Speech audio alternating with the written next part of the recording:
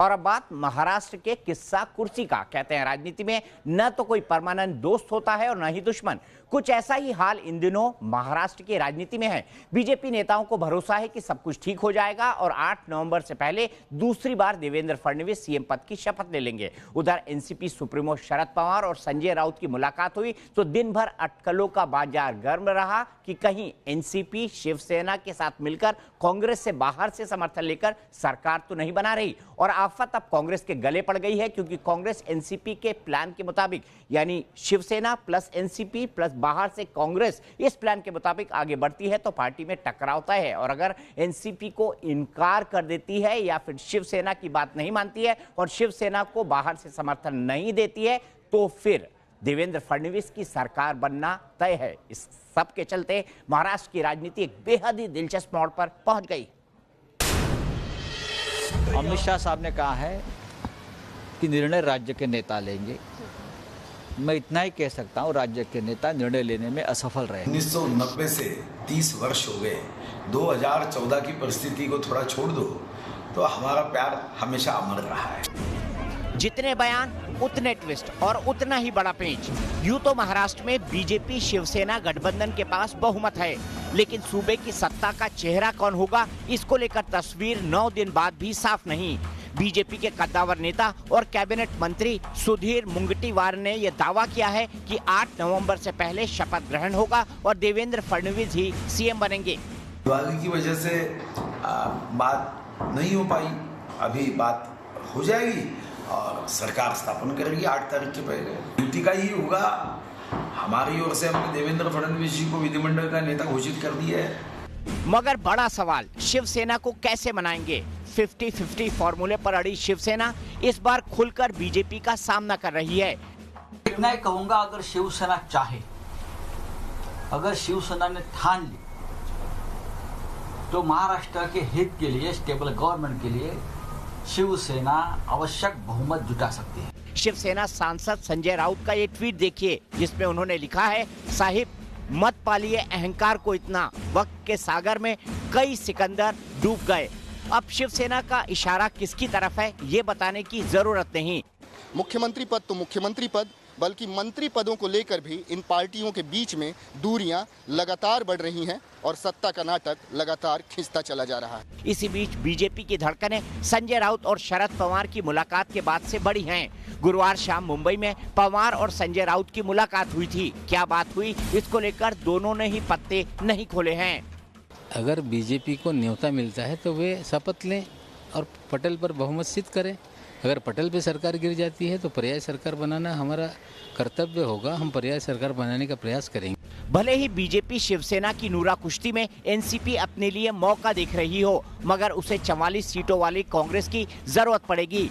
लेकिन कांग्रेस के लिए शिवसेना की मदद करना इतना आसान नहीं है, क्योंकि महाराष्ट्र में पार्टी के टूटने का डर है। संजय निरुपम ताल ठोकने लगे हैं कि शिवसेना को समर्थन देना बड़ी भूल होगी। जैसे ही आप शिवसेना से हाथ मिलाते हैं, आपकी विचारधारा में एक डाइल्यूशन आता है, आपका विचारधारा कमजोर होता है, आपकी विचारधारा कमजोर होती है और वैसे में लोग आपसे और टूटेंगे, हम और कमजोर। उधर महाराष्ट्र कांग्रेस का एक खेमा सरकार में आने का शॉर्टकट तलाशने लगा है। बताया जा रहा है कि पूर्व सीएम पृथ्वीराज चव्हाण के अलावा कुछ करीबी नेता चाहते हैं कि एनसीपी जो भी फैसला लेगी कांग्रेस को उसके साथ रहना चाहिए। इसी बीच कांग्रेस विधायक ऋतुराज पाटिल उद्धव ठाकरे से मिलने मातोश्री पहुंचे। दोनों नेताओं के बीच करीब 1.5 घंटे तक मुलाकात चली। तो अब सवाल है कि ऐसे क्या नंबर आए हैं महाराष्ट्र विधानसभा में कि एक तरफ बीजेपी शिवसेना सरकार बना सकती है और साथ ही साथ शिवसेना और कांग्रेस और एनसीपी भी मिलकर सरकार बना सकती है, अगर शिवसेना और एनसीपी साथ हो गए और कांग्रेस ने बाहर से समर्थन दे दिया। आइए देखते हैं अंकगणित को। पहला फॉर्मूला, सीधा बहुमत है देवेंद्र फडणवीस और उद्धव ठाकरे के पास, सीधा बहुमत 161 सीटें। लेकिन यहां पर पेंच ये है कि बीजेपी देवेंद्र फडणवीस को मुख्यमंत्री बनाना चाहती है और शिवसेना अपनी पार्टी के नेता को मुख्यमंत्री। दूसरा फॉर्मूला देखते हैं, ऑल्टरनेट फॉर्मूला। हालांकि ये बहुत दूर की कौड़ी है, इसके लिए उन लोगों को साथ आना पड़ेगा जिन्होंने एक दूसरे के खिलाफ चुनाव लड़ा। इसमें देखिए, बीजेपी बाहर हो जाती है, 56 सीटों वाली शिवसेना आती है, 54 सीटों वाली एनसीपी आती है और कांग्रेस की 44 सीटें बाहर से समर्थन देती है, तो फिर 154 सीटों के साथ शिवसेना के नेतृत्व में सरकार बन सकती है। महाराष्ट्र में ताजपोशी को लेकर तारीखों का इंतजार है। उधर बीजेपी शासित झारखंड में चुनावी बिगुल आज बज गया है। झारखंड में 5 चरणों में विधानसभा चुनाव का ऐलान हुआ है। पहला चरण 30 नवंबर को होगा, जिसमें 13 सीटों पर मतदान होगा। दूसरा चरण 7 दिसंबर को होगा, जिसमें 20 सीटों पर चुनाव होगा। तीसरा चरण 12 दिसंबर को होगा, जिसमें 17 सीटों पर चुनाव होगा। चौथा चरण 16 दिसंबर को होगा, जिसमें 15 सीटों पर चुनाव होगा। पांचवा चरण 20 दिसंबर को होगा, जिसमें 16 सीटों पर चुनाव होगा और नतीजे 23 दिसंबर को आएंगे। यहां पर हम आपको बता दें कि झारखंड विधानसभा में कुल 81 सीटें हैं।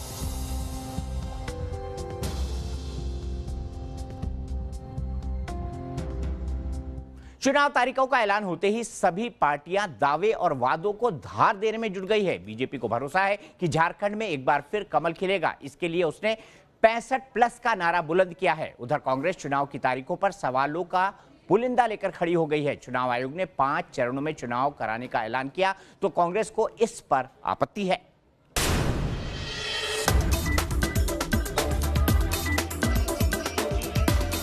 झारखंड का चुनावी बिगुल बज गया है और इसी के साथ सियासत भी परवान पर पहुंच गई है। झारखंड की 81 सीटों पर चुनाव 5 चरणों में होंगे, मगर चुनाव ऐलान होते ही कांग्रेस सवालों की लिस्ट लेकर खड़ी हो गई है। साफ तौर से कहना चाहता हूं, जो 5 फेज में चुनाव घोषित हुए हैं, हमने इलेक्शन कमीशन से साफ तौर से कहा था कि एक फेज में इलेक्शन होना चाहिए। अनाउंसमेंट भी एक अलायंस का स्ट्रेटेजिक प्लानिंग के साथ होता है और स्ट्रेटेजी के हिसाब से होता है। उसका जब समय हम समझेंगे बिल्कुल उचित है, उस समय हम अनाउंस करेंगे। मैं तो साफ कहना चाहता हूं, रघुवर दास जी, हवा बहुत तेज है, पार्टी बचाइए नहीं तो उड़ जाएगी। मगर बीजेपी के हौसले बुलंद है। हरियाणा और महाराष्ट्र विधानसभा चुनाव में सबसे बड़ी पार्टी बनी बीजेपी को भरोसा है कि रघुवर दास सरकार की बम्पर जीत होगी। 81 विधानसभा सीटों वाले झारखंड में बीजेपी ने 65 पार का नारा बुलंद कर दिया है। देखिए, टारगेट हमने बहुत पहले अनाउंस कर दिया 65 का, और मैं जिस प्रकार से झारखंड को देख के आया हूँ, समझ के आया हूँ, मैं निश्चित रूप से टारगेट से आगे सीटें आने वाली हमारी। झारखंड को बने 19 साल हुए हैं। इन 19 सालों में रघुवर दास ही पहले ऐसे सीएम हैं जिन्होंने 5 साल का कार्यकाल पूरा किया है। झारखंड के बीजेपी प्रभारी ओम माथुर ये दावा कर रहे हैं कि पिछले 5 सालों में राज्य का जो विकास हुआ है, उसके चलते इस बार भी कमल खिलेगा। झारखंड बनने के बाद पहली बार 5 साल तक लगातार एक सरकार रही, एक मुख्यमंत्री रहा है और 2 इंजन के साथ काम चला है वहाँ। निश्चित रूप से जनता में बीजेपी के प्रति जबरदस्त आकर्षण है। मतदाता चाहता है कि नियमित ये सरकार दोबारा बने और जितनी योजना और जोरों से लागू हो। बिहार विधानसभा चुनाव से पहले झारखंड में नीतीश की पार्टी की कड़ी अग्नि परीक्षा है, क्योंकि बिहार में बीजेपी के साथ मिलकर सरकार चलाने वाली जेडीयू राज्य में एकला चलो रे की रणनीति पर उतरी है।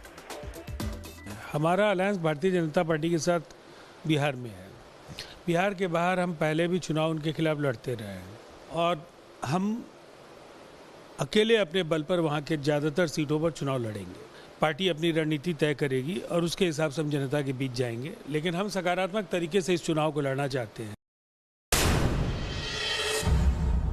विश्व हिंदू परिषद अयोध्या मुद्दे पर सुप्रीम कोर्ट से निर्णायक फैसला चाहती है। विश्व हिंदू परिषद के अंतर्राष्ट्रीय उपाध्यक्ष चंपत राय ने आज न्यूज नेशन से कहा कि सुप्रीम कोर्ट में इस मसले पर तमाम सवालों का अंतिम समाधान हो जाना चाहिए। ये इसलिए क्योंकि इससे पहले इलाहाबाद हाई कोर्ट ने यह माना था कि विवादित जगह पर ही श्री राम का जन्म स्थान है, लेकिन मोल्डिंग ऑफ रिलीफ जजमेंट पर देते हुए इस जमीन को 3 भागों में बांटा था और वो 3 भाग थे रामलला विराजमान, सुन्नी सेंट्रल वक्फ बोर्ड और निर्मोही अखाड़ा। लेकिन इस बार क्या सुप्रीम कोर्ट आर या पार का फैसला देगा? लगभग 7 दशक के इंतजार के बाद राम मंदिर पर सुप्रीम कोर्ट में फैसले का वक्त आ चुका है। सुप्रीम कोर्ट ने 40 दिनों की सुनवाई के बाद इस पर फैसला सुरक्षित रख लिया है कि विवादित जगह पर मालिकाना हक किसका है। मंदिर आंदोलन को खड़ी करने वाली विश्व हिंदू परिषद बड़ी बेसब्री से सुप्रीम कोर्ट के फैसले का इंतजार कर रही है। कोर्ट की कार्यवाही पर लगातार नजर रखने वाले विश्व हिंदू परिषद के उपाध्यक्ष चंपत राय का मानना है कि सुप्रीम कोर्ट इस बार विवाद को हमेशा के लिए समाप्त करने वाला फैसला सुनाए। लेकिन हम यही अपेक्षा करते हैं कि सर्वोच्च न्यायालय एक ऐसा समाधान प्रस्तुत करेगा जो भविष्य के लिए भी देश में शांति का दूत बनकर आए, आने वाली पीढ़ियों को दोबारा कष्ट न सहना पड़े। और हम समझते हैं कि सर्वोच्च न्यायालय, उसके 5 न्यायाधीश जरूर उनके मन में ये विषय है, रहेगा। वो ऐसी कोई आधी अधूरी बात नहीं करेंगे, ऐसा मुझे महसूस होता है। शेष सर्वोच्च अदालत है। दरअसल इलाहाबाद हाईकोर्ट की लखनऊ बेंच ने बहुमत से ये माना था कि विवादित जगह पर ही राम जन्मभूमि का मंदिर था। सुन्नी वक्फ बोर्ड और निर्मोही अखाड़े की पिटीशन को खारिज कर दिया था, लेकिन मोल्डिंग ऑफ जजमेंट के तहत दोनों को राहत देते हुए जमीन को 3 हिस्सों में बांट दिया था। प्रावधान 142 के तहत सुप्रीम कोर्ट भी ये रास्ता अपना सकता है। विश्व हिंदू परिषद का ये कहना है कि विवादित जगह पर राम मंदिर को तोड़कर मीर बाकी ने बाबरी मस्जिद बनाई थी, इसके पर्याप्त सबूत हैं। जो मुकदमा उच्च न्यायालय में जीता है, सूट नंबर 5 कहते हैं, उसमें उस स्थान को भी कहा गया है कि ये स्थान भी डिवाइन है, देवता का ही रूप है। हाईकोर्ट ने माना है, हाईकोर्ट ने माना है। उसी आधार पर वो मुकदमा जीता गया है और वही तर्क बहुत ही प्रभावी ढंग से वकीलों ने प्रस्तुत। हालांकि इस जजमेंट को 17 नवंबर से पहले आना है। 5 नवंबर से अयोध्या में पंचकोसी और 14 कोसी परिक्रमा का आगाज हो रहा है। इसके बाद कार्तिक मेले की धूम रहेगी। इसको लेकर प्रशासन ने अयोध्या में कड़ी चौकसी रखी है। इसके बाद दूसरे हफ्ते में 15 नवंबर को शुक्रवार की नमाज है, जिसका फैक्टर भी ध्यान में रखा जा रहा है। यही वजह है कि प्रशासन से लेकर सभी पक्ष लोगों से शांति व्यवस्था बनाए रखने की अपील कर रहे हैं। और अब बात आर्थिक मोर्चे की। जीएसटी कलेक्शन में इजाफे से सरकार के खाते में इस साल अक्टूबर महीने से सितंबर के मुकाबले करीब 3,500 करोड़ रुपए ज्यादा आए हैं। अप्रैल से अक्टूबर तक की अवधि में भी पिछले साल के मुकाबले जीएसटी कलेक्शन बढ़ा है। साफ है, सरकार के लिए आर्थिक मोर्चे पर यह बहुत बड़ी राहत की खबर है। देश की अर्थव्यवस्था के लिए अच्छी खबर आई है। जीएसटी के मोर्चे पर राजस्व में बढ़ोतरी हुई है। इसी साल सितंबर के मुकाबले अक्टूबर के महीने में जीएसटी कलेक्शन में इजाफा दर्ज किया गया है। अक्टूबर के महीने में जीएसटी कलेक्शन 95,380 करोड़ रुपए रहा, जबकि सितंबर के महीने में जीएसटी कलेक्शन 91,916 करोड़ रुपए रहा। हालांकि जीएसटी कलेक्शन में हुए इजाफे के बाद भी सरकार के सामने चुनौतियां बरकरार हैं, क्योंकि जीएसटी कलेक्शन लगातार तीसरे महीने 1 लाख करोड़ रुपए से कम रहा है।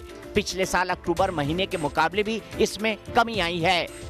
अक्टूबर 2018 में सरकार को जीएसटी से 1,710 करोड़ रुपए मिले थे, जबकि इस साल अक्टूबर में सरकार के खाते में महज 95,380 करोड़ रुपए आए हैं। सरकार के लिए सबसे बड़ी राहत की बात यह है कि अप्रैल से अक्टूबर तक की अवधि में कुल जीएसटी वसूली में पिछले साल के मुकाबले 3.38% का इजाफा दर्ज किया गया है, जबकि घरेलू बाजार से हुई जीएसटी वसूली में 6.74% की बढ़ोतरी दर्ज की गई है। दिल्ली में सुरक्षा और जांच एजेंसी पता लगाने में जुटी है कि आखिर दिल्ली के अंतर्राष्ट्रीय एयरपोर्ट पर संदिग्ध बैग कैसे पहुंचा। सीआईएसएफ ने पूरी मुस्तैदी से आरडीएक्स वाली साजिश को नाकाम कर दिया। बम मिलने पर सीआईएसएफ की पूरी कार्रवाई को हमने भी समझने की कोशिश की। आइए आपको दिखाते हैं न्यूज नेशन की ये एक्सक्लूसिव रिपोर्ट। सीआईएसएफ ने देश की राजधानी में आरडीएक्स वाली साजिश को नाकाम कर दिया। न्यूज नेशन की टीम ने भी मुश्किल हालातों में सीआईएसएफ की सूझबूझ और रणनीति को समझने की कोशिश की और बम साजिशों को नाकाम करने के लिए सीआईएसएफ की पूरी कार्रवाई को अपने कैमरे में कैद किया। कोशिश कर रहे हैं। ये एक बैग है जिसके अंदर विस्फोटक है और ये यहाँ पर पाया गया है। एक तरह से ये मॉक ड्रिल है ये बैग पाया गया, उसके बाद फिर सीआईएसएफ किस तरह से सर्च करती है और किस तरह से सुरक्षा देती है। देखिए सर, अगर इस तरह की कहीं सिचुएशन होती है जहां पर कोई अनअटेंडेड ऑब्जेक्ट या बैग इस तरह से मिला है, तो उसकी सूचना सर्वप्रथम जो स्टेशन जो पारी प्रभारी होते हैं उनके द्वारा कंट्रोल रूम को दी जाती है, और कंट्रोल रूम के द्वारा फिर बीडीडीएस टीम जो भी जहां नज़दीकी लोकेशन में जो बीडीडीएस टीम तैनात है, उस बीडीडीएस टीम को वहां से मैसेज पास किया जाता है। सब इस कार्रवाई में जो ये पूरी कार्रवाई होती है, इसमें सबसे पहले बॉम्ब टेक्नीशियन जो बॉम्ब सूट धारण करने के बाद में उस ऑब्जेक्ट का विजुअल इंस्पेक्शन करता है। उसके दौरान ये देखा जाता है कि उस कितना उसमें उसको संदेह लग रहा है या उसमें उस तरह की कोई ऑब्जेक्ट जो कोई युक्ति उसके अंदर किस तरह की दिखाई दे रही है। अगर ऐसा कुछ है तो जो टेक्नीशियन आए आपके बॉम्ब सूट पहनकर, एक वायर जुड़ा हुआ है, और क्या देख रहे हैं इस बैग में? ये वायर जो है ये इनका कम्युनिकेशन सेट का वायर है। पीछे इनके करीब 50 फीट की दूरी पर एक कमांड पोस्ट स्थापित की गई है, जहां इनका इंचार्ज जो है इनसे रेगुलर बात कर रहा है, और ये अपने जो भी यहाँ देख पा रहे हैं उसकी सारी सूचना अपने कमांड पोस्ट पर अपने इंचार्ज को पास कर रहे हैं। सीआईएसएफ की सबसे मजबूत कड़ी है डॉग स्क्वाड। आतंकियों की साजिश को नाकाम करने का हुनर इन्हें भी बखूबी आता है। बॉम्ब सूट पहने हुए टेक्नीशियन के विजुअल इंस्पेक्शन के बाद अब बारी आती है डॉग स्क्वाड की, जो कि हाईली ट्रेंड डॉग्स हैं जो सीआईएसएफ के हैं। देख सकते हैं कि डॉग स्क्वाड का जो टीम है वो यहाँ पर बैग के पास आ गई है, इसको अच्छे से इंस्पेक्ट कर रही है, पूरी जो स्मेल है वो ले रही है, और इनके ट्रेनर भी साथ में मौजूद हैं जो कि इस डॉग को मॉनिटर कर रहे हैं। पूरी जांच पड़ताल के बाद बारी थी बम को डिफ्यूज करने की। आधुनिक हथियारों से लैस सीआईएसएफ की फोर्स ने बेहद कुशलता के साथ पूरे ऑपरेशन को अंजाम दिया और आरडीएक्स से भरे बैग को अपने कब्जे में ले लिया। जांच की जा रही है। सर, कैसे पता चलता है कि इसके अंदर क्या है? ये ईवीडी किस तरह काम करता है?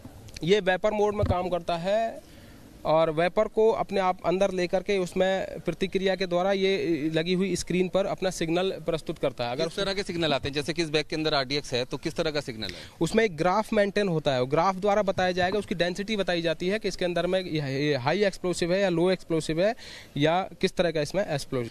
तो इसके अंदर हैवी एक्सप्लोसिव आया है जो कि सीआईएसएफ की बॉम्ब डिस्पोजल स्क्वाड ने डिटेक्ट किया है, पॉजिटिव सिग्नल दिए, जिसके बाद आप देख सकते हैं कि वापस जा रहे हैं जो टेक्नीशियन हैं, वो वापस अपने बेस पर जा रहे हैं। और जो इनके साथ मैं आपको दिखाना चाहूँगा आगे कि कम्युनिकेशन किस तरह से हो रहा था, ये तार के थ्रू कम्युनिकेशन था, और इनके जो हैंडलर हैं वो कम्युनिकेशन में पूरी तरह से बातचीत कर रहे थे कि किस तरह से क्या कुछ किया जाए। अब जिस तरह से डॉग स्क्वाड ने भी पॉजिटिव सिग्नल दिए हैं कि उसके अंदर विस्फोटक है जो कि आरडीएक्स हो सकता है, और ईवीडी ने भी पॉजिटिव सिग्नल दिए हैं, जिसके बाद अब जो ये संदिग्ध बैग है इसको एक विशेष वाहन में रखकर आइसोलेटेड जगह पर ले जाया जाएगा, जहां पर कूलिंग पिट में इसको 24 घंटे रखा जाएगा, जिसके बाद ये फैसला किया जाएगा कि क्या इसको डिफ्यूज करना है या किस तरीके से इस विस्फोटक को खत्म करना है, ताकि किसी भी तरह से ये आगे नुकसान ना पहुंचा सके।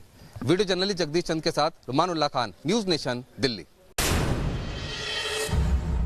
दुनिया भर में कश्मीर पर दुष्प्रचार करने वाले इमरान खान से पाकिस्तान ही जवाब मांग रहा है। इमरान खान की उल्टी गिनती शुरू हो चुकी है। मौलाना फजलुर रहमान का आज़ादी मार्च इस्लामाबाद पहुंच चुका है। भारी लाव लश्कर के साथ उन्होंने इमरान खान को इस्तीफा देने का अल्टीमेटम दिया है। इस्लामाबाद के कोने कोने से इमरान के लिए एक ही संदेश सामने आ रहा है, सिंहासन खाली करो कि जनता आती है। सियासत बदलाते हो, तुम्हारा मैदान सियासत नहीं है। पाकिस्तान में विद्रोह का ये बवंडर इमरान सरकार को उखाड़ फेंकने के लिए है। फौज और कट्टरपंथियों के इशारे पर घूमने वाले इमरान खान को उनके ही देश में सबसे बड़ी चुनौती मिल रही है। राजधानी इस्लामाबाद पहुंचकर मौलाना फजलुर रहमान ने बगावत का बिगुल फूका है। इमरान खान को कुर्सी खाली करने के लिए अल्टीमेटम दे दिया गया है। जो इलेक्शन हुए पाकिस्तान में उसमें बदतरीन धान दी गई, हम उसके नताइज को तस्लीम नहीं करते। पाकिस्तान में अब इमरान खान डर गए हैं क्योंकि आजादी मार्च को बड़ा समर्थन मिल रहा है। जनता गुस्से में है। भुखमरी और महंगाई से जूझती जनता के सब्र का बांध टूट चुका है और सबकी जुबान पर यही राग है कि इमरान सिंहासन खाली करो। क्या है कि सिलेक्टेड वजीर आजम के खिलाफ और इसको घर भेजने के लिए फैसला कुन सियासत की जाए।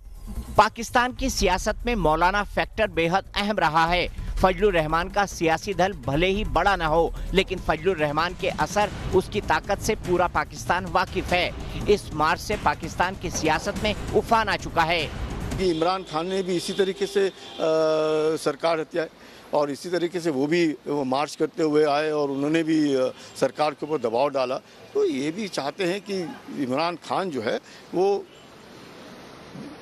ठीक तरीके से, हम कहेंगे कि पाकिस्तान में इलेक्टेड प्राइम मिनिस्टर नहीं लगता है, सिलेक्टेड प्राइम मिनिस्टर लगता है। एक ऐसा लगता है जैसे कि पाकिस्तान आर्मी का एक मुखौटा है। तो उस चीज़ को मद्देनज़र रखते हुए ये दबाव बनाना चाहते हैं कि ये ठीक नहीं है।